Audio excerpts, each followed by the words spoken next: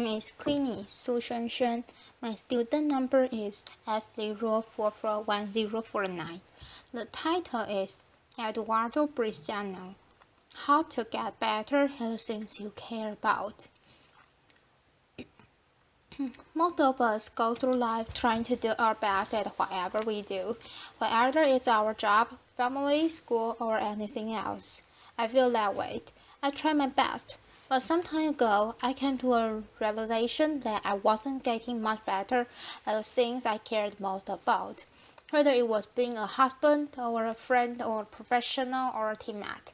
And I wasn't improving much at those things even though I was spending a lot of time working hard at them. I've since realized from conversations I've had and from research stagnation, despite hard work, turns out to be pretty common.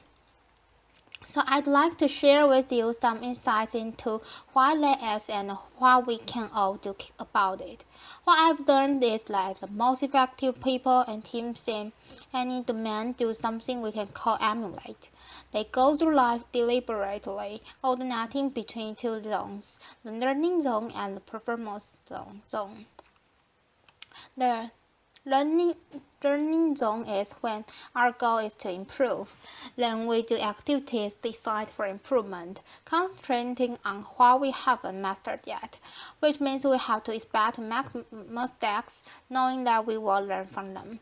This is very different from what we do when we are in our performance zone, which is when our goal is to do something as best as we can to execute. Then we concentrate on what we have already mastered and we try to minimize mistakes. Both of these zones should be part of lives, but being clear about when we want to be in each of them with what goal, focus, and expectations helps us better perform and better improve. The performance zone maximizes our immediate performance, while the learning zone maximizes our growth and our future performance. The reason many of us don't improve much despite our hard work is that we tend to spend almost all of our time in the performance zone. This hinders our growth and ironically over the long term, also our performance. So what does the learning zone look like? Take Demosthenes,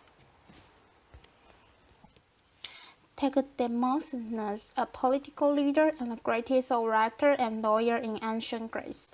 To become great, he didn't spend all his time just being an orator or a lawyer, which would be his performance zone, but instead he did activities designed for improvement. Of course, he studied a lot. He studied law and philosophy with guidance from mentors, but he also realized that being a lawyer involved persuading other people, so he also studied great speech and acting. To get rid of an odd habit he had of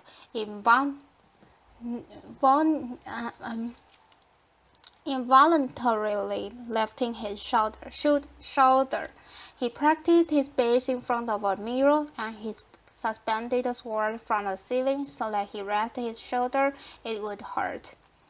Laughter. To speak more clearly despite the list, he went through his speech with stones in his mouth. He built an underground room where he could practice without interruption and not disturb other people. And since cars at the time were very noisy, he also practiced by the ocean, projecting his voice above the roar of the waves. His activities in the learning zone was very different from his activity in court, his performance zone.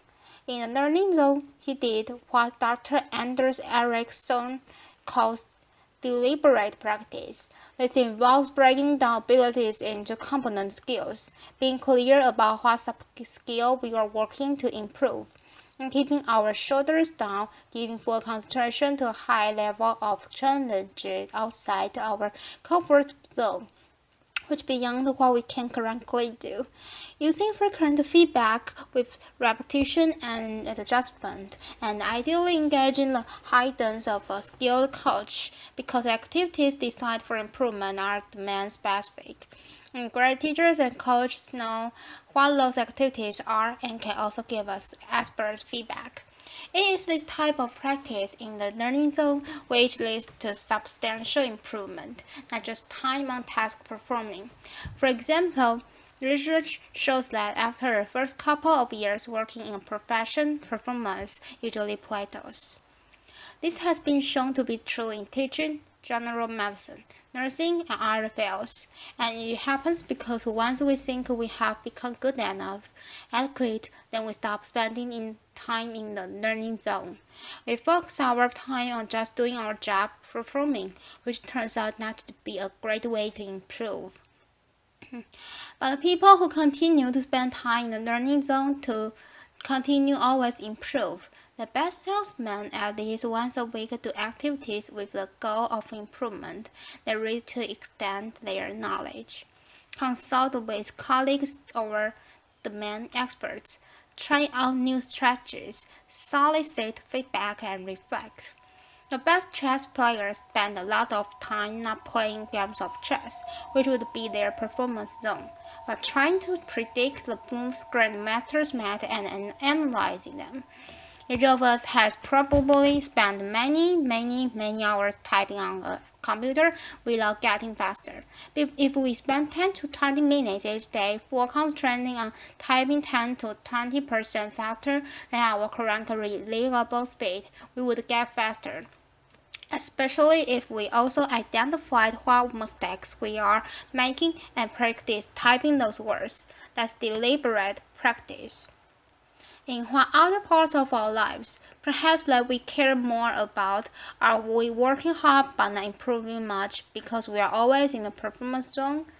Now, this is not to say that the performance zone has no value. It very much does.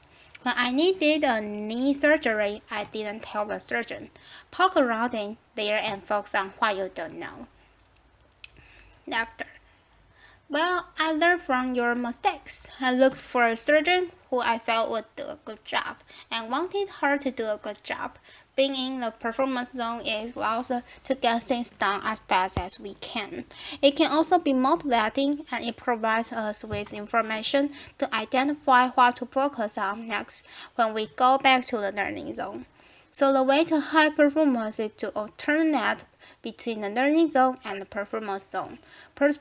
Personally building our skills in the learning zone, then applying those skills in the performance zone. When Beyoncé is on tour during the concert, she is in her performance zone. But every night when she gets back to the hotel room, she goes right back in her learning zone. She watches a video of the show that just ended. She identifies opportunities for improvement for herself, her dancers, and her camera staff. And the next morning, everyone receives pages of notes with what to adjust, which they then work on during the day before the next performance.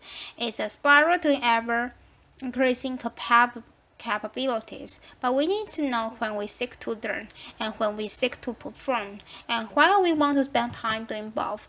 The more time we spend in the learning zone, the more we will improve. So how can we spend more time in the learning zone? First, we must believe and understand that we can improve, what we call a growth mindset. Second, we must want to improve at that particular skill. There has to be a purpose we care about, because it takes time and effort.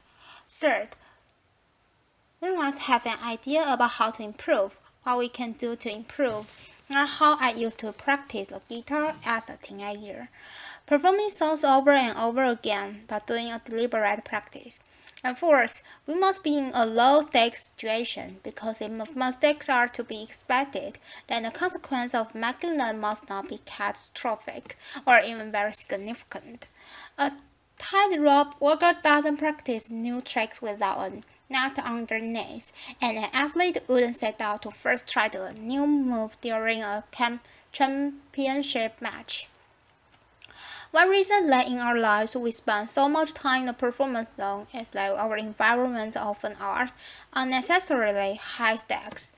We create social risks for one another, even in schools which are supposed to be all about learning. I'm not talking about standardized tests. I mean that every minute of every day, many students in elementary schools through colleges feel that if they make mistakes, others will think less of them. No, I wonder they are always stressed out and not taking the risks necessary for learning.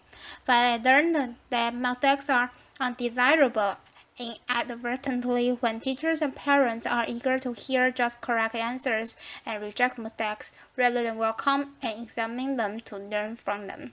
Or when we look for narrow responses rather than encourage more exploratory thinking that we can all learn from.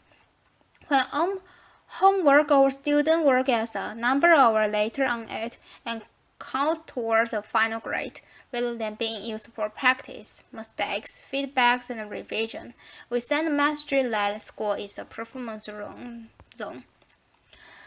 The same is true in our workplaces. In the companies I consult with, I often see flawless execution cultures which leaders foster to encourage great work, but they these employees to stay within what they know and not try new things.